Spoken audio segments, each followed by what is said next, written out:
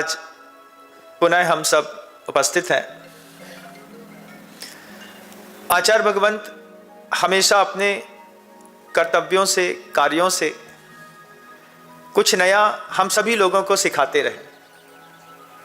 आचार्य श्री जी हमेशा वह बात कहते थे कि सरलता से मिलने वाली चीज सरलता से सब कुछ छीन लेती है। जो चीज भी आपको दुनिया में सरलता से मिल रही है वो सरलता से सब छीन लेगी। उदाहरण देखिएगा, आज से करीब 20 साल पहले वो जो देश के कॉरपोरेट जगत के भामाशाह माने जाते हैं, कौन है वो? अंबानी, है ना। उन्होंने जियो की सिम फ्री में बांटी, सरलता से उपलब्ध है। उसके बाद 1 GB नेटवर्क का डाटा भी फ्री में उपलब्ध है। उसके बाद 200 SMS भेजने की छूट भी फ्री में उपलब्ध है। सरलता से कितना मिला। उस वक्त दूसरी भी मल्टीनेशनल कंपनियां थीं, सारे के सारे लोगों ने हर सिम को फेंक करके सिर्फ जियो की सिम खरीद ली। जियो की सिम आज भी आप उसके कंज्यूम करते होंगे, नेटवर्क उसके भी सबसे तगड़े टारगेट ऐसे माने जाते हैं। सरलता से मिलने वाली चीज 2 साल 3 साल तक उसने पैसा ही नहीं लिया।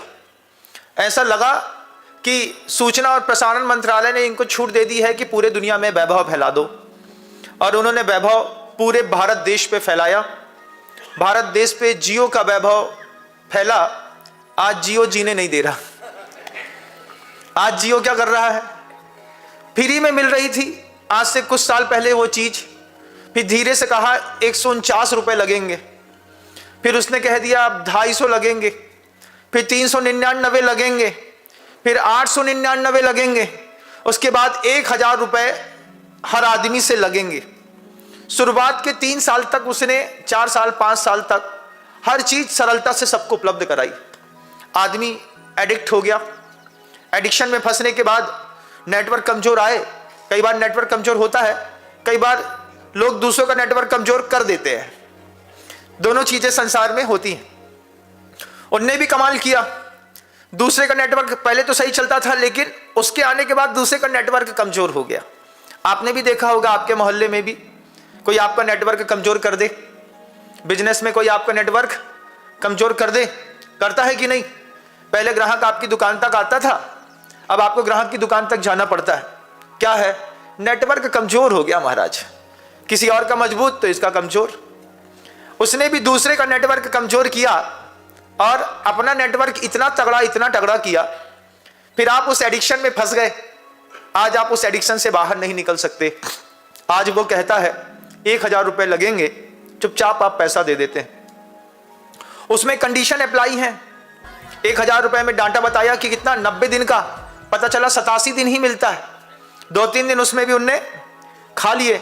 सुबह सुबह ही मैंने पूछा, भैया जियो की सिम के चार्जेस क्या हैं, हमको थोड़ा सा बता दो। क्योंकि आचार्य जी के शब्द थे, सरलता से मिलने वाली चीज सरलता से सब छीन लेती है। अब आप देखिए सरलता से आपको क्या क्या मिल रहा है। अभी जियो के नेटवर्क में अब आप देख लीजिए इस बात को कि सिम का एडिक्शन ऐसा है कि हर बच्चा चाहता है कि वो सिम चाहिए और पैसा जो भी लगता हो। कल को वो 1300 कर दे। हाँ भैया, जब तुम फ्री में देते देते 100 से आए, 150 में आए, 250 में आए, 300 में आए, 700 में आए, 900 में आए, 1000 में आए, अब धीरे से बढ़ाएगा। 30 रुपए और बढ़ा दिए हैं, फिर उसमें 30 और बढ़ा दिए हैं, फिर 30 और बढ़ा दिए हैं, 300 और बढ़ जाएंगे तो आप 300 और बढ़ा करके 10 साल पहले फ्री में मिलने वाली चीज आज हम 1300 की ले रहे हैं। उसमें भी क्या मिल रहा है क्या नहीं मिल रहा है कुछ ज्यादा पता नहीं, लेकिन पैसा तो दे रहे हैं। अब एक घर के अंदर उस जियो सिम के चक्कर में 10 मोबाइल हो गए। आज हर महिला के पास अपना पर्सनल मोबाइल है, तो पर्सनल खर्च भी है। पहले एक लैंडलाइन का नंबर होता था, आपने तो वो जमाना नहीं देखा होगा, बहुत सारे लोगों ने। BSNL का लैंडलाइन नंबर होता था, और अगर मान लो किसी खास का फोन आ जाए 12:05 में, तो पहले से खड़े रहते थे, 3 घंटी बजती थी, train train train train train train, और कट जाता था, तो समझ में आ जाता था कि उसी का फोन आने वाला है। फिर उसी को पकड़ के उठाते थे, कहीं मम्मी ना बात कर ले, पापा ना बात कर ले। आपने जिया वो जमाना? नहीं जिया? जिया है। दिल धक धक करता था। क्यों? एक ही फोन है, उसमें धीरे से बोलता था कोई, हेलो ठीक है, हाँ ठीक है, इतने में तो दिल बल्लो चल जाए। वो जमाना था। आज क्या है, सबके पास मोबाइल है। अब इस तरीके का लाइफ का कोई एक्साइटमेंट नहीं है। पहले जब BSNL का वो जो डिब्बा होता था उससे जब बात करते थे तो उसकी लास्ट में बिल आता था। ऐसे ही हुआ कि एक बार 850-900 रुपए का बिल घर में आता था, 2300 का आ गया। अब 2300 का आ गया तो अब गलत बिल आ गया, घर वालों को लग रहा है बिल गलत है। अब बिल गलत तो नहीं था, तो उन्हें इंक्वायरी निकलवाई तो किस किस नंबर से किसने कहां कितनी देर बात करी, सब पकड़ में आ गई। अब जब सब पकड़ में आ गई तो जब मैं छोटा बच्चा था, बड़ी शरारत करता था, मेरी चोरी पकड़ी जाती, रोशन होता बजाज। अब मैं बिल्कुल बूढ़ा हूं, गोली खाकर जीता हूं, फिर भी आज भी घर के अंदर रोशन होता बजाज। अब वो क्या हुआ कि वो लिस्ट निकली, तो लिस्ट जैसे निकली तो लिस्ट में सब दिख गए, इस नंबर में आधा घंटे, पौन घंटे, 1 घंटे, सवा घंटे बाद हुई तो बिल तो बढ़ेगा भाई। अब 700-800 का बिल 2300 आ गया तो सब चोरी पकड़ी जाती थी। आज किसी की चोरी पकड़ी नहीं जाती। आज 1000 रुपए का मोबाइल सिम सर्च करा लो, 800 रुपए का खर्चा 15,000 में पहुंच गया। घर के अंदर अगर मान लीजिए 8 मेंबर हैं तो हर मेंबर का अपना व्यक्तिगत उस चीज का खर्च है। सरलता से मिलने वाली चीज धीरे धीरे जिंदगी में शामिल होती है, सरलता से सब छीन लेती है। आज एक नया विकल्प आप सबके सामने रखना चाहूंगा। मैंने कल ही शाम को, मुझे दोपहर में किसी ने बताया कि महाराज जैसे चांदी का रेट गिरा है, जैसे सोने का रेट गिरा है, अब दूध का रेट गिरने वाला है। दूध का रेट गिरने वाला है।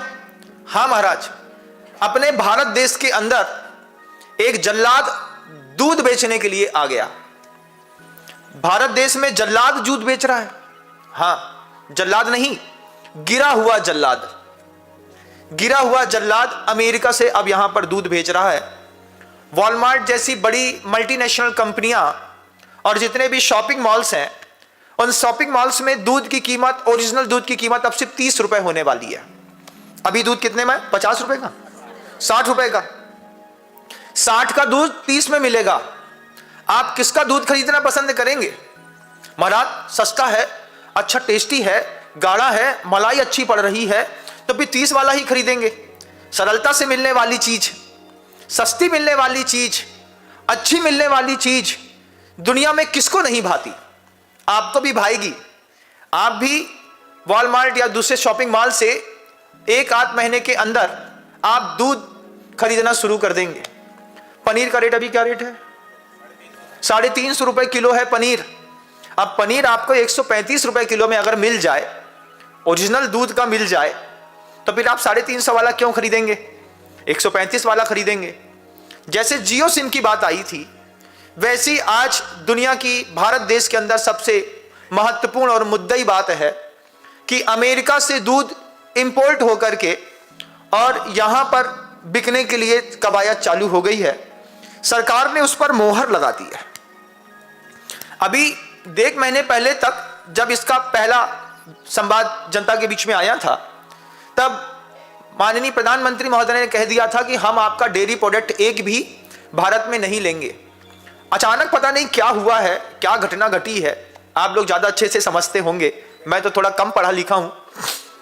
तो उसने विदेश से आने वाले जितने भी डेयरी प्रोडक्ट हैं, उन सारे डेयरी प्रोडक्ट की यहां पर परमिशन अलाउ कर दी है। अब हमारे जीवन में संकट पैदा होना है। सरलता से मिलने वाली चीज, सस्ती मिलने वाली चीज और अच्छी मिलने वाली चीज हम कितना समझते हैं कुछ पता नहीं। लेकिन आचार्य भगवंत गुरुदेव विद्यासागर जी महाराज ने 2010 में जब शांतिधारा गौशाला दुग्ध योजना की शुरुआत बीना बारा सागर जिले में की थी, उस समय आचार्य जी ने एक बात कही थी कि भारत की देसी नस्ल की ओरिजिनल ब्रीड का डेवलपमेंट करना इस शांतिधारा का मुख्य उद्देश्य रहेगा। आज 1400 से ऊपर गौवंश ओरिजिनल ब्रीड डेवलपमेंट करके वहां पे चलता है। ओरिजिनल ब्रीड का 1400 से ऊपर गौवंश वहां पर गाय है, जिसको A2 मिल्क कहते हैं। आपको A2 और A1 मिल्क के बारे में पता नहीं कितनी जानकारी है। A1 मिल्क जो होता है, आपको हर चीज A1 चाहिए ना? हाँ महाराज, हर चीज A1। तो A1 मिल्क जो होता है वो जर्सी गाय का होता है। गुजरात में सरकार ने पैकेट पर लिखना शुरू कर दिया है कि गाय का दूध पीने से कैंसर हो सकता है, क्योंकि वो A1 मिल्क है। A2 मिल्क जो होता है वो देसी गाय का ओरिजिनल ब्रीड का जो दूध होता है। जितने भी बड़े बड़े जो साहब लोग होते हैं, इनके घर के अंदर जो दूध पहुंचता है, इसकी कीमत ना 50 रुपए ना 60 रुपए, इनकी कीमत 300-300 रुपए 400-400 रुपए लीटर की होती है। आपने अभी 4000 रुपए किलो का घी नहीं खाया होगा, अभी आप उस हैसियत तक पहुंचे भी नहीं होंगे, क्योंकि आपकी हैसियत तो 750 वाले घी की है। 750 वाले घी में और 4000 रुपए वाले घी में क्या अंतर है महाराज? बहुत अंतर है। जब A2 मिल्क देसी गाय के दूध से दही जमा करके मथ करके और देसी पद्धति से घी निकलता है, उसकी कीमत आज 4000 रुपए किलो है। और प्रभु के प्रसाद के जैसे वो घी एडवांस बुकिंग पर लाइन लगा करके बिकता है। शांतिधारा गौशाला में एक भी बूंद घी बचता नहीं है, दिल्ली पूरा का पूरा घी एक साथ उठाती है, क्योंकि A2 मिल्क की कीमत अलग है। आप अपने घरों में जो पैकेट वाला दूध लेकर के आ जाते हैं, पॉस्चराइज्ड होता है। पॉस्चराइज्ड दूध के बारे में भी आप पता नहीं क्या जानते हैं, लेकिन जो मिल्किंग सेंटर होते हैं, हम पैदल चल के आते हैं, हर जगह देखते हैं, तो मिल्किंग सेंटर में जहां पर मिल्क कलेक्शन होता है, वहां पर भेड़ का, भैंस का, गाय का, बकरी का, जो भी जानवर दूध देते हैं, उन सब का दूध फैट नाप करके ले लिया जाता है, उनको पैसा दे देते हैं, फिर सारे दूधों को मिला दिया जाता है। मिलाने के बाद उसको -10 डिग्री तक ठंडा करते हैं, फिर गर्म करते हैं, फिर ठंडा करते हैं, और ठंडा करने के बाद -3 डिग्री में उसको सेव करके, और फिर पूरी की पूरी रैक यहां से सीधे बंबई जाती है। तो जब यहां से वो -3 डिग्री पे जाता है, तो बंबई पहुंचते पहुंचते वो -1 डिग्री पे बचता है, 2 डिग्री लॉस हो जाता है। और जैसे ही वहां उतरता है तो उसको -1 को 0 नॉर्मल करके उसको लिक्विड करते हैं, शेक करते हैं, और पूरी मुंबई के लोग दूध पी लेते हैं। ये हमारे यहाँ की दूध की ट्रांसपोर्टेशन की व्यवस्था है। इसमें A1 मिल्क अलग होता है, A2 मिल्क अलग होता है। आपके घर के अंदर कौन सा मिल्क आता है, A1 की A2? जर्सी गाय कि देसी गाय? देसी गाय का अभी तो पता ही नहीं है, टेस्ट ही नहीं पता, कुछ जानते नहीं है, बस हो गया, सरलता से जो मिल रहा है वो सब स्वीकार है। दूध वाला आता है, उससे बोलो भैया गैया का दे देना, तो वो छोटे डिब्बे से दे देता है, भैंस का दे देना तो बड़े डिब्बे से दे देता है, दूसरा दे देना तो इस डिब्बे से दे देता है, वो जो दे देता है सब सही है। लेकिन आप इस तरीके से जो आंख मूंदते हैं और आंख मूंद करके जीवन जीते हैं, आपकी जो मॉल कल्चर आज पूरे देश में चल रहा है, मॉल में अडानी अंबानी जैसे लोग टमाटर बेच रहे हैं, वे लोग करेला बेच रहे हैं, वे पालक की भाजी बेच रहे हैं। क्यों बेच रहे? और महाराज मार्केट से 1000 गुना अच्छा टेस्टी सस्ता, आपके मन की सारी तमन्नाएं जितने भी शॉपिंग मॉल वाले हैं ये सब पूरी कर रहे हैं। सस्ता भी दे रहे हैं, अच्छा भी दे रहे हैं, टेस्टी भी दे रहे हैं, फ्रेश भी दे रहे हैं। लेकिन आप भूल जाते हैं कि उसमें जेनेटिकल मॉडिफाइड फूड्स मिलते हैं, जिसको GM फूड्स कहते हैं। बुद्धि का व्यभिचार अगर जीवन उपयोगी सामग्रियों पर हो जाए तो आदमी को मरने में देर नहीं लगती। आज बहुत सारे ऐसे बच्चे हैं जिनको 13 साल की उम्र में आर्थराइटिस का प्रॉब्लम होता है, जॉइंट्स पेन होते हैं। अभी कल ही मैंने शाम को देखा कि एक जवान लड़का नीचे नहीं बैठ पा रहा था। हमने कहा जितने चेयर पर्सन्स हैं वो चेयर में बैठ जाएं, तो 25-28 साल का लड़का कुर्सी पे बैठ गया, बोले नीचे नहीं बैठ सकते। ये उसी सरलता से मिलने वाली चीज का परिणाम है। आपको जो चीज सरलता से मिल रही है वो सरलता से क्या क्या छीनेगी, आप विश्वास नहीं मान पाएंगे। लेकिन आचार्य श्री जी ने ये बात को 2010 में देख लिया था। गुरुजी ने 2010 में ये बात देखी और कहा कि सबसे पहले देसी गाय की ओरिजिनल ब्रीड का डेवलपमेंट का कार्यक्रम यहाँ पे शुरू करना है। 140 एकड़ की जमीन पे आचार्य श्री ने शांतिधारा दुग्ध योजना जब स्थापित की तो आचार्य श्री जी का बड़े बड़े श्रेष्ठियों तक ने विरोध से जैसा कर दिया। क्या महाराज इंडस्ट्री डाल रहे हैं, गैया खोल रहे हैं, महाराज का दिमाग क्या हो गया है, आचार्य परमेष्ठी को ये सब नहीं करना चाहिए, लोग दुनिया भर की बातें करते हैं, इसमें कितनी हिंसा होती है। ये सारी चीजें गुरुजी सुन रहे थे। दुनिया में जितना जैनियों ने जैनियों को काटा, ऐसा दुनिया में किसी ने किसी को नहीं काटा। दूसरा एक संत थे, वो भी दिगंबर थे, वे बार बार अपने प्रवचनों में कहते थे अब साधु होकर के, आचार्य होकर के गौशाला खुलवा रहे हैं, दूध डाल रहे हैं, इंडस्ट्री डाल रहे हैं, उसमें गोबर थपेंगे, गैया के कंडे थपेंगे। गोबर में कितने अनंत जीव होते हैं, सबको मरने का पाप उनको लगेगा। बोले दुनिया तो उनके आशीर्वाद से ऊंची उठ रही है, लेकिन बेहिंसा करके नरक जाने की तैयारी कर रहे हैं। ऐसे शब्द आचार्य भगवंत ने जिंदा रहते अपने सुन लिए। आचार्य जी कभी भी स्खलित नहीं हुए। महापुरुष कभी भी अपने उद्देश्य से इधर से उधर नहीं होते, वे नहीं हुए। उन्होंने जो 2-3 श्रावक श्रेष्ठी मुख्य थे, उन्होंने जैसे ही इसका विरोध किया, आचार्य जी ने उनको थोड़ा सा किनारे कर दिया। आप किनारे हो जाइए, आपका काम नहीं है, सामान्य जनता सब कर लेगी। थोड़ी सी मेहनत लगती है, दुनिया में महापुरुषों की सोची हुई हर चीज होती है, मेहनत थोड़ी सी ज्यादा लगती है, बस हो गया। आचार्य जी ने वो पूरी की पूरी प्रक्रिया को चालू करते हुए सामान्य जनता से आह्वान किया और 51 हजार रुपए की एक गाय दान की घोषणा की करवाने की जब कवायद शुरू हुई तो सैकड़ों हजारों लोगों ने गाय के लिए धन दान दे करके और वहां पर उस पूरी की पूरी सिस्टम को डेवलप किया। डेवलप करने के बाद वो सिस्टम आज बहुत सुचारू रूप से वहां पर चल रहा है।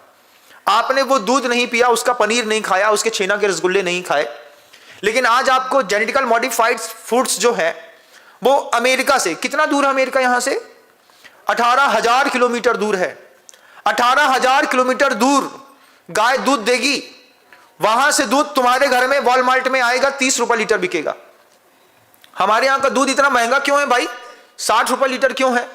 क्योंकि हम दूध कम बेचते हैं, गाय का मांस ज्यादा बेचते हैं।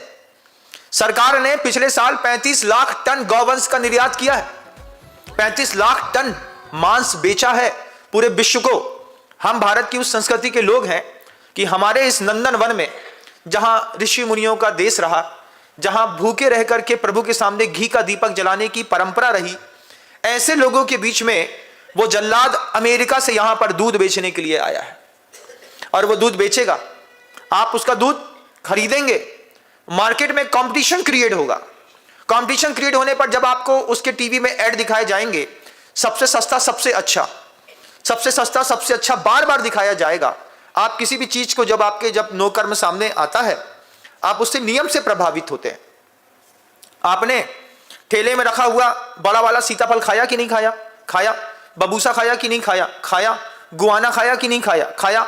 ड्रैगन फ्रूट्स आपने खाए, सब टेस्ट लिया आपने दुनिया का। ये सब जेनेटिकल मॉडिफाइड फूड्स हैं।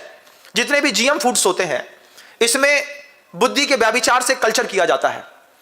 वनस्पति कायिक की चीजों को जानवरों के डीएनए जीन्स के स्पर्म को निकाल करके कल्चर करके एक नई फसल पैदा करते हैं। और आपने जितने भी बड़े बड़े वॉलमार्ट इत्यादिकों में रखे हुए टमाटर देखे होंगे जो जेनेटिकल मॉडिफाई होते हैं, वो बिल्कुल लाल होते हैं। आपने कभी ऐसा देखा? एक शेप में होते हैं, लाल होते हैं। और जबकि जो देसी टमाटर होते हैं वो छोटे बड़े, ऊंचे नीचे, पीले नीले लाल हरे सब तरीके के होते हैं, खट्टे मीठे सब होते हैं। अभी अशोक जी पाटनी साहब जी का फार्म हाउस किशनगढ़ में था, वहीं जंगल गया तो जो लोग साथ में गए उन्होंने लगा हुआ टमाटर खाया तो कहते हैं महाराज पहली बार इतना जबरदस्त और टेस्टी टमाटर खाया है। आपके मुंह से टेस्ट बड्स जो है वो धीरे धीरे करके कैसे खत्म होते हैं आपको भी पता नहीं चलता। नया कल्चर आता है, पुरानी सभ्यता धीरे धीरे बाहर चली जाती है। आज पूरे भारत के 150 करोड़ से ऊपर लोग जो हमेशा दूध को कंज्यूम करते हैं, सबसे फर्स्ट कंज्यूमर है। चाय पीने की हमारी आदत है, बिना दूध के नहीं बनती। कॉफी पीते हैं, चाय पीते हैं, बच्चे को दूध देते हैं, दूध की मिठाई खाते हैं। लेकिन आप सोचिए, इस भारत की भूमि पर दूध अमेरिका से आ रहा है, पनीर वहां से आ रहा है, वहां से बटर मिल्क आ रहा है, वहां से मक्खन आ रहा है, हम उसको इंपोर्ट करके खा रहे हैं। हमारे भारत देश में क्या गाय मर गई है या गाय की प्रजनन क्षमता खत्म हो गई है या फिर गाय ने दूध देना बंद कर दिया है? सबसे पहले तो यह पूछूंगा कि यह पूरा जो देश है यह सिर्फ गवर्नमेंट का है कि हमारा भी है? हमारा है कि नहीं है? कि सिर्फ गवर्नमेंट का है? गवर्नमेंट ने जो कह दिया वही सही? वहां पर मुखिया बोध प्रमुख होना चाहिए। आचार्य जी ने के पास जब पहली बार एक फिल्म की हीरोइन सांसद बन करके आई तो आचार्य जी ने बात तो कर ली, लेकिन बाद में कमरे के अंदर गुरुजी कहते हैं कि देश का मुखिया बोध प्रधान होना चाहिए, जबकि देश के मुखिया को शरीर प्रधान बनाया जा रहा है। शरीर प्रधान है ना, अब कोई फिल्म स्टार है, उसका नाम बहुत अच्छा चल रहा है, उसको उठा करके पार्टी में घुसा दिया। तुम अपनी वहां की छोड़ो, जितनी भी बड़ी बड़ी हीरोइन है जो पर्दे की चीज पर्दे पर दिखाती थी वो आज हमारा देश चला रही, उसको सांसद बना दिया थप्पा लगा करके। तो शरीर प्रधान जब सिंहासन हो जाता है और बोध प्रधान लोग सिंहासन से हट करके कहीं और चले जाते हैं तो सबसे बड़ी हानि देश को झेलनी पड़ती है, क्योंकि वो भी भारतीय संस्कृति से परिचित नहीं। ना आप आगम से परिचित, आप वेदों से परिचित, ना पुराण से परिचित, ना ऋषि मुनियों की परंपराओं से परिचित, ना अपने यहां की संस्कृति से परिचित। विदेश में पढ़कर के आए हुए लोग जिन्होंने वहीं पर पढ़ा और लिखा, वे सिर्फ अपने शरीर के बल पर सांसद बन गए, एमएलए बन गए, मिनिस्टर्स बन गए, केंद्रीय सेंट्रल गवर्नमेंट में चले गए। ऐसे कितने फिल्म स्टार्स को आपने देखा होगा कि बस एक कोई दिखना चाहिए, फेमस पर्सनालिटी है, इसको हायर कर लो क्योंकि सिंहासन की रक्षा करनी है। वही बोध प्रधान लोग बैठे होते सिंहासन में तो देश की नीतियां कुछ और होती। आचार्य सोमदेव सूरी महाराज ने अपने यशस तिलक चंपू महाकाव्य में वो बात लिखी है कि जिस भी देश पे, राष्ट्र पे, समाज में गौ पालन नहीं होगा, वहां पे मनस्तापह महताम हानि, दो शब्द लिखे कि उसके मन में ताप बहुत होगा और उसकी संस्कृति की हानि बहुत होगी। कल तक हम भारत के लोग भारत का दूध पीते थे, आज अमेरिका से दूध हमारे यहां आएगा, सरलता से आएगा। आपको कोई मेहनत नहीं करनी, आपको कोई ट्रांसपोर्टेशन नहीं करना, आपको पैकेट पैक नहीं करना, आपको ठंडा नहीं करना, आपको दूध नहीं निकालना, आपको कुछ नहीं करना। आप बस ऑर्डर लगाइए 30 रुपए लीटर का, हम आपके घर के अंदर आकर के आपको दूध दे करके जाएंगे। दूध के साथ क्या क्या दे करके जाएंगे ये आप भरोसा नहीं कर सकते। जब आपने बिस्लरी का पानी पिया, उसके बाद सबसे ज्यादा स्किन डिसीज भारत में ही हुई, क्योंकि माइक्रोबायो प्लास्टिक जो होता है वो प्लास्टिक पानी में घुल करके जब लंग्स में जाता है तो लंग्स का, हाथों का कैंसर उन्हीं लोगों को ज्यादा हुआ। जेनेटिकल मॉडिफाइड फूड्स को खाने के बाद सोयाबीन सुअर के लिए बनाया गया था, हमारे बच्चे खाने लगे तो वे सुअर के जैसे मोटे दिखने लगे। 13-14 साल का बच्चा बिल्कुल सुअर के बराबर मोटा दिखता है। कभी अपने बच्चे से बोलो बेटा 2 पैर से 2 हाथ से चल के दिखाओ, तो अगल बगल ऐसा ऐसा हिलेगा कि लगेगा जैसे सुअर का पेट हिल रहा हो। यह सब जेनेटिकल मॉडिफाइड फूड्स का खेल। आज उसी के नाम का करेला है, उसी के नाम का सीताफल है, उसी का टमाटर है, उसी का नींबू है। अभी रास्ते में जब मैं इंदौर में था तो सब्जी मंडी के उस तरफ मेरा उपाश्रय था, तो वहां पर अलग अलग प्रकार के एप्पल थे, गुलाबी कलर का अलग, व्हाइट कलर का अलग, इसका अलग, लेकिन सब जेनेटिकल मॉडिफाइड। ये जेनेटिकल मॉडिफाइड जितने भी फूड्स होते हैं, अब मान लीजिए सुअर का डीएनए निकाला, कुत्ते का डीएनए निकाला, उसको टमाटर के साथ कल्चर किया, टमाटर के साथ कल्चर करने के बाद जेनेटिकल मॉडिफाइड टमाटर बनाया। अब उस टमाटर को आप सफेद ट्रांसपेरेंट पन्नी में लेकर के रोड में निकलो तो कुत्ता सूंघ करके उसके पीछे मांस है ऐसा समझ के झपटता है। कुत्ता कभी भी टमाटर के ऊपर नहीं झपटता, लेकिन जीएम फूड्स के ऊपर कुत्ता झपटता है। उसको लगता है इसमें मांस है तो पकड़ने की कोशिश करता है, तो भी हम कुत्ते से सब्जी बचा रहे हैं। ये भी एक घटनाएं हैं, आपने शायद आंख से नहीं देखी, लेकिन हम सब अन्वेषण करते हैं। आचार्य सिंह जी कहते थे कि गुरु जी के साथ सरवार सिद्धि एक ग्रंथ है, उस सरवार सिद्धि ग्रंथ में आचार्य के लिए एक विशेषण लिखा है कि वहां पे विश्वोपकार चातुर्या, पूरे विश्व के ऊपर उपकार करने के लिए वो बहुत चतुर होते हैं।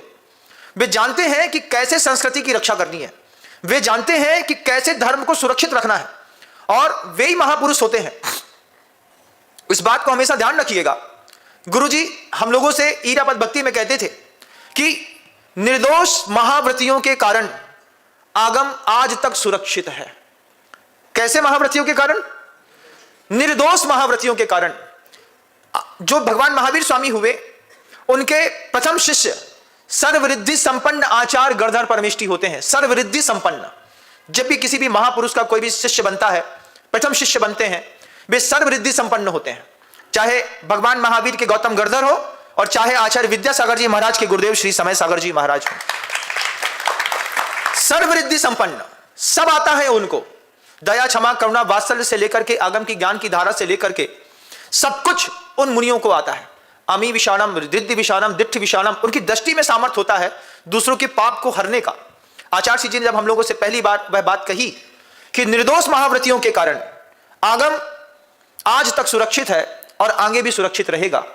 अब आप सबसे भी पूछूंगा, अपनी आंख में कोई निर्दोष महाव्रती ढूंढिए, कौन है जो आगम सुरक्षित रखते हैं? अपनी बात सुरक्षित रखना अलग वस्तु है। महाव्रती महाव्रती जैसे सब दिखते हैं। गुरुजी ने भी कही कि लेबल एक हो सकता है लेकिन लेबल एक नहीं हो सकता। आगम में अगर हिंसा की छूट साधु को दी गई होती तो फिर कमाल हो गया होता। अभी जब मैं मध्य प्रदेश से यहां से होकर के आ रहा था, रास्ते में एक गांव में रुकना हुआ। वहां पर मुझसे पहले कोई और संत रुक करके गए थे। गर्मी का दिन था। उन्होंने कहा महाराज श्री धमाकेदार साधु हैं, इसी कमरे में रुके थे, आप रुक जाइए। हमने कहा हम रुक जाते हैं भाई, बड़े महाराज जी का कमरा बड़े महाराज जी को मिलता ही है। अभी भी यहां पर रुका हूं तो उसी कमरे में उन्होंने कहा महाराज जी यहां पर प्रमाण सागर जी रुके, सुधा सागर जी रुके, क्षमा सागर जी रुके, सुनील सागर जी महाराज जी रुके, वर्धमान सागर जी महाराज जी इसी कमरे में रुके। जो भी बड़ा आता है इसी कमरे में रुकता है। उसी कमरे में हम रुक गए, हमको भी रोक दिया, ऐसे वहां भी रोका। अब जैसे मैं उस कमरा को देखा तो कमरे में हवा आने जाने की जगह नहीं। क्या है, 2 बढ़िया मोटा एसी लगा है। एक दरवाजा खोला तो एक कमरा छोड़ करके वॉशरूम था। हमने धीरे से पूछा महाराज जंगल कहां जाते हैं? हमने कहा आचार्य जी जो सिखाते थे, क्या गुरु सिखाता है? गुरु जी कहते थे निर्दोष महाव्रतियों के कारण आगम सुरक्षित है, नहीं तो आगम को मटिया मेट होने में ज्यादा समय नहीं लगता। हमने उनसे पूछा महाराज जंगल कहां जाते? उन्होंने कहा इसी कमोड में जाते महाराज, उनके घुटने में दिक्कत है। घुटने में दिक्कत है तो आप एक पॉट लगा लेते, एक शावक उठा करके उसको फेंक आता। बात समझ में आती कि दिक्कत है तो वैयावृत्ति कर दी हमने। शावक भी महाराज की वैयावृत्ति करके पुण्य कमाता। लेकिन जब आप कमोड पे जाते हैं, मार्ग बदलता है कि नहीं बदलता? बदलता है ना। गलत है कि सही? गलत है, लेकिन समर्थन सब करते हैं। वे महाराज आपके शहर में आ जाएं और कहें कि भैया हमारे कमरे में पहले सबसे पहले commode to be must compulsory, तो आप ही हैं अपने घर का 2 लाख रुपए खर्चा करके सबसे पहले अटैच बाथरूम लेट बनाएंगे और उनसे बोलेंगे अत्र तिष्ठ ठठ स्थापनम, वो ठठ स्थापनम हो जाएंगे। आप इस बात को हंसी में ना लीजिए। आगम की सुरक्षा गृहस्थ की सबसे बड़ी जवाबदारी है। सिर्फ साधु का लिंग होता है ऐसा नहीं, गृहस्थ का लिंग होता है। और गृहस्थ अपने लिंग से कमाल करके दिखाता है, उसकी भी एक पहचान होती है। कमोड में जाने पर वहीं पर देखा मैंने कि एक वो टंगा हुआ है, उसी में से कहां बेसन कहां राख कहां दूसरी चीजें, बढ़िया रगड़ा धोया। हमने कहा उस कमोड में आचार्य जी कहते थे जो लोग कमोड में जाते हैं, सीट में जाते हैं, वो पीछी का से मार्जन कैसे करते होंगे? क्या पीछी लगाते होंगे उसमें? नहीं। फिर उस कमोड में जब फ्लशिंग करी जाती होगी तो क्या 10 लीटर पानी अनछना आपके मल को बहाने के लिए उसमें घुसता है कि नहीं? घुसता है। उसके बाद वह जो मल नीचे शौच कूप में गया है उसको वो अनंतानंत जीवों के ऊपर जाकर के पड़ करके उसको नष्ट करता है कि नहीं? करता है तो हम पिच्छीधारी। लेबल तो एक है लेकिन आपको लेवल भी देखना पड़ेगा। और जो लोग लेवल देखने की आदत जिनको नहीं है, जो कहते हैं सब धान 22 पसेरी, कोई बात नहीं, आप इतने अच्छे हो सकते हैं, लेकिन फिर भी आप एक बात को ध्यान में रखिएगा कि निर्दोष महाव्रतियों के कारण आगम सुरक्षित है। जैन संत से जन संत बनना बहुत अच्छी बात नहीं है। जैन संत बना रहे तो बहुत अच्छा है। जन संत बनने के लिए और भी बहुत कुछ वो करना पड़ता है जो साधु की मर्यादाओं से बाहर चला जाता है। इन सब चीजों में आचार्य जी हमेशा आगमोक्त चर्या को लेकर के अपने आप को, संघ को कठोरता अनुशासन में रखते रहे। उन्होंने कहा कि हम बहुत बड़े प्रभावक बन पाए या ना बन पाए, लेकिन एक अच्छे साधक बन गए तो हमारे जीवन अच्छे से श्रृंगारित हो जाएगा। और उन महापुरुषों की परंपरा आज भी है। आज भी दुनिया में इतने सारे साधु परमेष्ठी हैं, उन सारे साधु परमेष्ठियों में कोई एक निर्दोष महाव्रती देखिएगा जो छल ना करता हो, कपट ना करता हो, मायाचारी ना करता हो, साधना के अलावा किसी चीज से कोई मतलब ना होता हो। आपको गुरुदेव श्री समय सागर जी महाराज जी का एक उदाहरण दिखाऊंगा, इसलिए नहीं कि वो मेरे गुरु हैं, इसलिए कि वो महाव्रतियों में भी महाव्रती है। आप मेरे साथ हुआ वो घटना कि एक ब्रह्मचारिणी बहन ने दूध में, एक जग दूध में सिर्फ 1 चम्मच शक्कर डाल दी। 1 चम्मच शक्कर घोल दी। घोलने के बाद किसी को नहीं पता कि इसमें 1 चम्मच शक्कर है। कई बार गाय का दूध इतना मीठा होता है कि उसमें मिठास अलग से दिखाई देती है। समय सागर जी महाराज जी का प्रदान हुआ, उन्होंने खड़े हुए, उनका नमक बुरे का आजीवन त्याग है, प्रत्याख्यान पूर्वक त्याग है। किसी को कुछ नहीं पता। उनके हाथ में 3 अंजलि पानी के बाद 1 अंजलि दूध गया। दूध जैसे ही मुंह के गले के नीचे उतरा और महाराज ऐसे हाथ छोड़ करके चुपचाप नीचे बैठ गए। भरी गर्मी में बैठ गए। ब्रह्मचारिणी कांप गई, संग कांप गया। महाराज जी कुछ नहीं बोले। हो जाता है, कोई दिक्कत। क्या गलती हो गई महाराज? गलती बताई ही नहीं। क्या गलती हो गई किसी को नहीं पता। 30 से 3 दिन आहार होने के बाद फिर आके साहब ने बहुत पश्चाताप किया, गुरुदेव हम पश्चाताप करते हैं, हमारे यहां क्या गलती हो गई आज तक हमको पता नहीं है। उन्होंने धीरे से कहा, मात्रा अगर बहुत थोड़ी भी हो लेकिन जुबान पर अगर पकड़ में आ जाए तो मैं अपने आप से तो झूठ नहीं बोल सकता। मेरा त्याग है और मुझे मेरे मुंह में उसमें थोड़ा सा मीठा, गलती ऐसा नहीं बोले कि डाल दिया, गलती से चला गया होगा, वो दूध मेरे हाथ तक आ गया। कितनी सुरक्षा करते हैं आचार्य गृहस्थ की। गलती से हो गया होगा, हाथ में आ गया। उस दूध में, 1 जग दूध में सिर्फ 1 चम्मच शक्कर, जुबान में पकड़ में आ गई, निर्दोष महाव्रतियों से आगम सुरक्षित रहता है, इस बात को ध्यान रखिए। आप सबसे कहूंगा, आप दुनिया में किसी की भी भक्ति करिए, किसी भी साधु परमेष्ठी से जुड़िए, लेकिन आप एक बार जरूर देखिए कि आगम की सुरक्षा कहां पर हो रही है, कहां पर आगम निर्दोष रूप से आज भी जीवंत हो रहा है और फलीभूत हो रहा है। जब गुरुदेव समय सागर जी महाराज मुक्तागिरी सिद्ध क्षेत्र की ओर बढ़ रहे थे, मुझको पूर्व में कुछ संकेत मिले कि गुरुदेव मुक्तागिरी की ओर जा रहे हैं और वहां पर कुछ बड़ा काम करने की उनकी भावना है। मेरे जब मुझे संकेत मिले तो मैंने सहजता में कहा कि महाराज, मुक्तागिरी में कुछ बड़ा कार्यक्रम करने से अच्छा रामटेक में बड़ा कार्यक्रम कर लीजिए। रामटेक में बड़ा कार्यक्रम करेंगे, आपसे जुड़ी हुई पूरी कमेटी है, वहां पर लगा हुआ मंच है, अच्छी भोजनशाला है, बहुत बड़ा ग्राउंड है, कनेक्टिविटी बहुत अच्छी है, हर चीज की सुविधा है, सामने एक बहुत बड़ा वो होता है ना, एरोप्लेन को क्या कहते हैं उसको रुकने वाला, हेलीपैड है, हाँ वही, और वो जो सब है, हवाई अड्डा है, सब है। आचार्य सिंह जी के वहां के वो जो शब्द हमको मिले कि जहां सब है वहां पर हम जाकर के क्या करेंगे, हम वहां जाएंगे जहां कुछ नहीं है, तो वहां पर सब आ जाएगा, तो एक क्षेत्र और जीवंत हो जाएगा। क्या विचार है? दीक्षा भी देनी है तो ऐसे इंटीरियर मुक्तागिरी क्षेत्र पर गए कि वहां पर कनेक्टिविटी का भी पता नहीं है, क्या मिलेगा, भोजन मिलेगा नहीं मिलेगा, लेकिन व्यवस्थाएं बनाने वालों ने व्यवस्थाएं बनाई और वहां की भोजनशाला के जो पुण्यार्जक हैं, आपको बड़ा अच्छे से मैं कहूंगा कि अजमेर धरती के ही, आपके राजस्थान के ही व्यक्ति हैं जिन्होंने वहां पे भोजनशाला की वहां पर व्यवस्था बनाई है। दानदाता दान देकर के यश लूटता है, उसको लगता है कि मेरी संपत्ति यहां पर काम आ गई। गुरुदेव समय सागर जी महाराज मुक्तागिरी सिद्ध क्षेत्र पर 19 तारीख की दोपहर में दिगंबर 24 मुनि दीक्षाओं को देने के लिए जा रहे हैं, इतिहास का स्वर्णिम अध्याय लिखने के लिए जा रहे हैं, और देश भर से लगातार लोग बसों में बसें लेकर के जा रहे हैं और वहां पर उस दृश्य को देखेंगे। बैरागी कभी भी भीड़ नहीं चाहता बंधुओं, लेकिन भीड़ वैराग्य देखना चाहती है कि पंचम काल में वो कौन लोग हैं जो इतनी चकाचौंध के बीच में पिछी और कमंडल उठाने का साहस कर रहे हैं। वे कौन लोग हैं जो महाव्रत की तलवार की धार से भी गहरी धार पर चलने के लिए अपना मन बना रहे हैं। क्या इच्छा शक्ति है, क्या उनके परिणाम, क्या उनकी विशुद्धि, क्या उनका मार्ग के प्रति विश्वास, क्या अपने अंदर का साहस, ये सब देखने के लिए पूरे देश से जनता आज मुक्तागिरी की ओर बढ़ रही है, क्योंकि उनको दीक्षा देने वाले निर्दोष महाव्रती गुरुदेव समय सागर जी महाराज हैं। ये अपने आप में सदी का जबरदस्त आश्चर्य है। अगर कभी पर भी हुआ, मेरे साथ भी हुआ, कभी आहार दान में मान लीजिए किसी चीज का त्याग है और वो एक आध कोई चीज मुंह में आ गई, तो हमने कंसीडर किया, अब भैया कौन छोड़ता है, क्यों? क्योंकि हमारा उस तरीके का प्रत्याख्यान नहीं है, दूसरे चीज के लिए तो मना कर देंगे। लेकिन गुरुदेव समय सागर जी महाराज, गुरुदेव योग सागर जी महाराज, गुरुदेव आचार्य विद्यासागर जी महाराज, इन्होंने जब भी जीवन में एक भी बार किसी चीज को छोड़ा तो पलट करके कभी देखा नहीं, पलट करके कभी वो साधना में उन्होंने कभी कंप्रोमाइज नहीं किया। उसी साधना की भावना हमारे संग में मुनि श्री आनंद सागर जी महाराज के पास, अगर उनके मुंह में भी एक बूंद भी अगर मीठा दूध चला जाए, उनका भी त्याग है, वहीं पे अंतराय। वही साधना मुनि श्री विनीत सागर जी महाराज, वही साधना मुनि श्री चंद्र प्रभु सागर जी महाराज, जो किसी चीज में कभी कोई कॉम्प्रोमाइज नहीं करते। इन महाव्रतियों के कारण आज आगम सुरक्षित है बंधु, आज धर्म सुरक्षित है, अहिंसा की परिभाषा सुरक्षित है। गुरु जी कहते थे एक ऐसी भी दुनिया मिलेगी कभी तुमको जहां पर कोई महाव्रतों को नहीं समझता होगा, वो सिर्फ तुमको समझेगा, वो तुमको दुनिया की हर चीज देगा, लेकिन तुम लेना मत, तुम ले लोगे तो महाव्रत चले जाएंगे। छोड़ करके आगे बढ़ते रहना, तुम्हारी प्रगति को कोई बाधित ना कर सके, उसका नाम साधना होती है। कि हमारी प्रगति को कोई बाधित नहीं कर सकता, अच्छी से अच्छी चीज दिखती है, लेकिन अगर वो आगमोक्त नहीं है तो फिर हम उसमें हाथ नहीं रख सकते। ये साधुओं की साधना का परिणाम, ये वो ऋषि मुनियों का देश जहां पर इस तरीके के दिगंबर मुनि रहते हैं।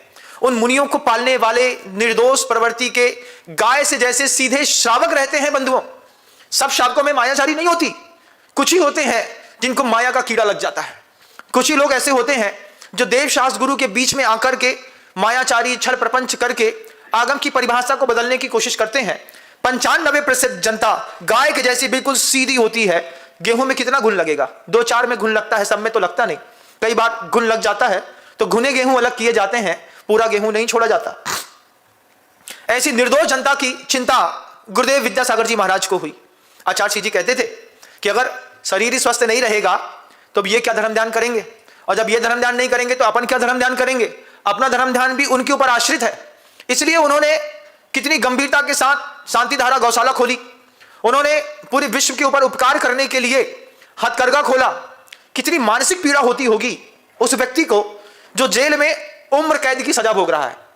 उसको रोज सताता है, मैंने अपराध कर दिया, अपराध करने के बाद मैं यहां बैठा हूं, मेरी पत्नी दूसरे घर के अंदर बर्तन मांज रही होगी, मेरा बच्चा सरकारी स्कूल में पढ़ रहा होगा, मेरा छोटा भाई किसी घर में टैक्सी चला रहा होगा, मैं सब कर सकता था, मैं अपराध करके जेल के अंदर आ गया।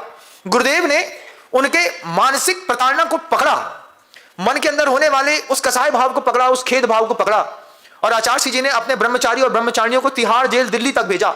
वहां जाओ, जिन लोगों को उम्र कैद और आजीवन कारावास की सजा मिल रही है, उनको वहां पे जाकर के आप लोगों को वहीं रहना है, अपने हाथ से भोजन बनाना है और वहां पर उनको हथकरघा सिखाना है, हथकरघा सिखा करके उनको तैयार करना है। आज गर्व है इस बात का कि 550 से ऊपर हथकरघा तिहाड़ जेल में आचार्य जी के आशीर्वाद से चल रहा है। वहां पर साड़ी बनती है। वो कैदी जो कल तक पूरे दिन शांत बैठे रहते थे, हिंसा हिंसा हिंसा सोचते थे, एक दूसरे को मारने की बात सोचते थे, वे कैदी सुबह से लेकर शाम तक हथकरघा चलाते हैं। खटखुट खटखुट खटखुट खटखुट खटखुट की आवाज आती रहती है, धागा सुधारते रहते हैं, प्योर कॉटन की साड़ियां बनाते हैं।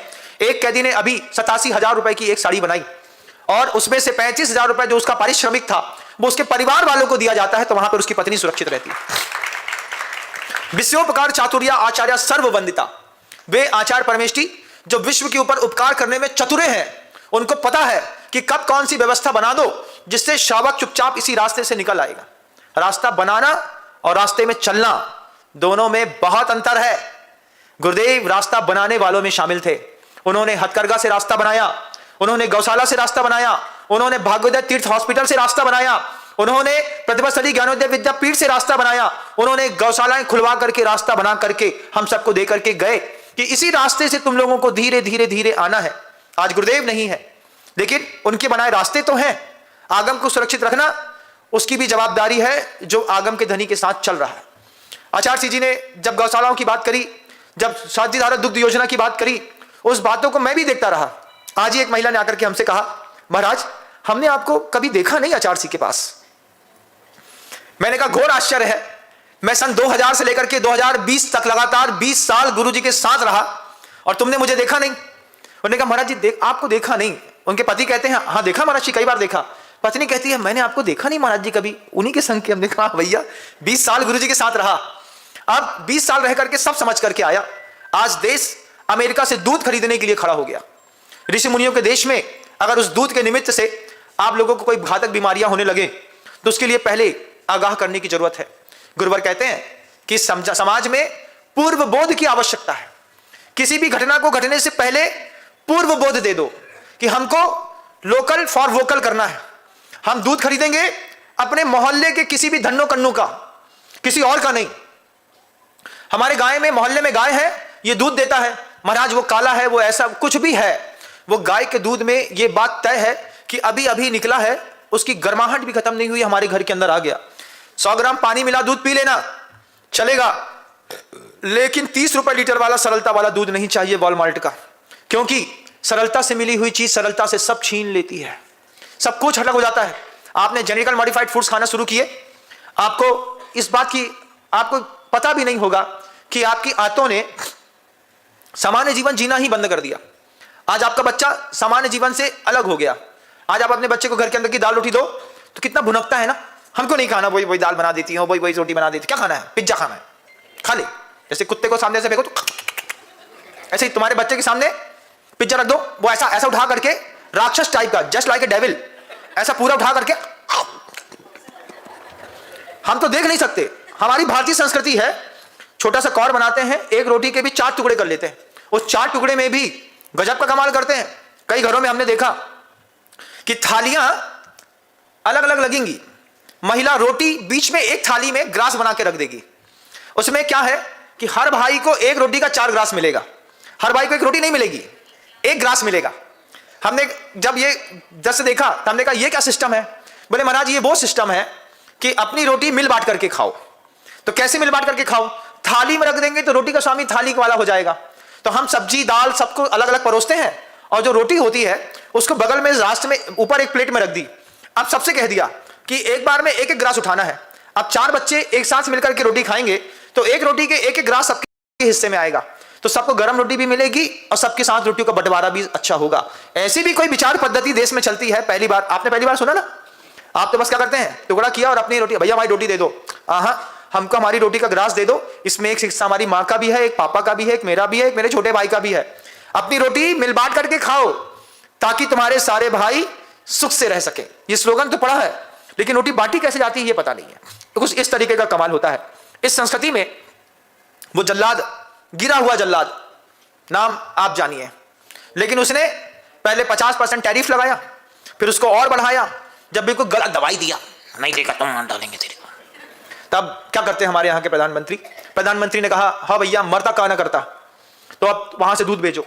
अब वो वहां से दूध बेच रहे हैं, वहां से पनीर बेच रहे हैं, वहां से बटर मिल्क बेचेंगे, फिर हमारे यहाँ वहां की जर्सी गाय का दूध, वहां की गाय मीट एंड मिल्क टेक्नोलॉजी पर पाली जाती है।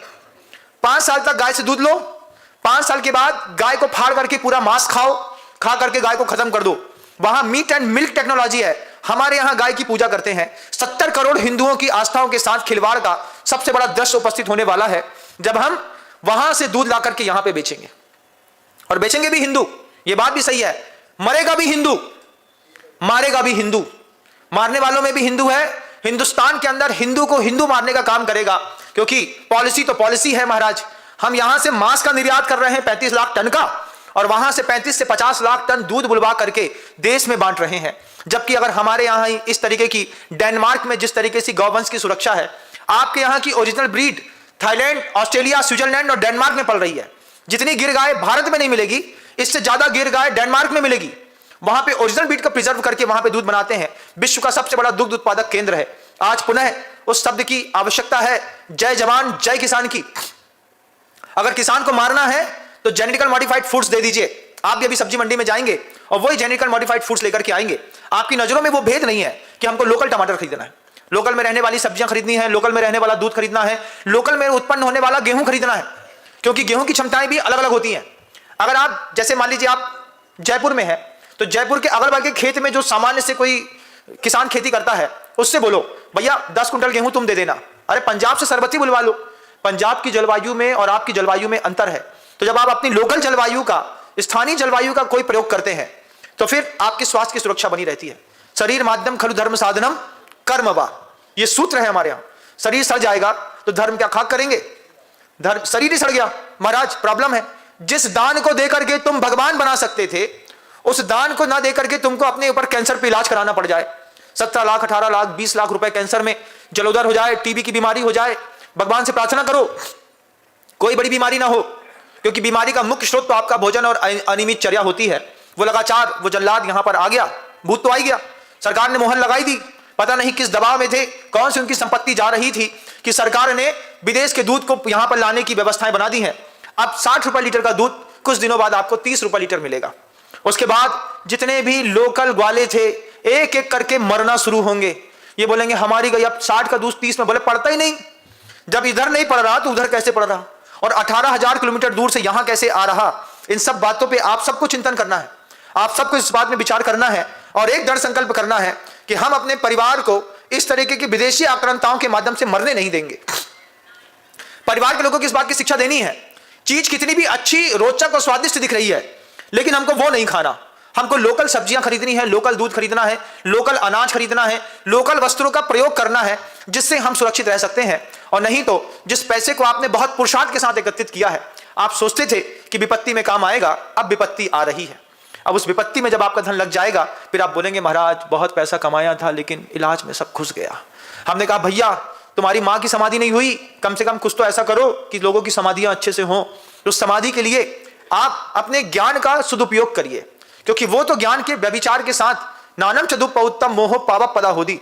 आचार्य कुंद कुंद भगवान ने यह गारिका लिखी हुई है कि ज्ञान का दुरुपयोग करके जो जीवनोपयोगी सामग्रियां बनाई जाती हैं, इससे प्रकृति का विनाश सबसे ज्यादा होता है।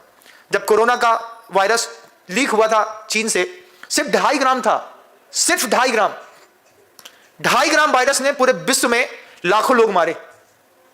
आज जैविक हथियारों का इतना प्रयोग है कि आप बंदूक चलाने की जरूरत नहीं है, सिर्फ पानी दूषित कर देंगे और भारत की जनता को आधा मारा जा सकता है। हवा दूषित कर दो, आर्थराइटिस का, लंग्स का ऐसा प्रॉब्लम होगा, दमा की ऐसी बीमारी होगी, पड़ पड़ा के लोग मरेंगे। हर 50, 60, 70 साल में कुछ ना कुछ ऐसी महामारी फैलती है जिससे जनता अपने आप एकदम से खत्म होती चली जाती है। पुरानी जनरेशन मिटा दी जाएगी, नई जनरेशन को डेवलप कर दिया जाएगा, नई जनरेशन भूल जाएगी आगम क्या चीज होती है। हम उसको जिंदा रख सकें, हमारे जीवन की सार्थकता है। समय कम होने के कारण शब्दों को विराम देता हूं, कल पुनः प्रयास करूंगा। गुरुदेव श्री विद्यासागर जी महाराज।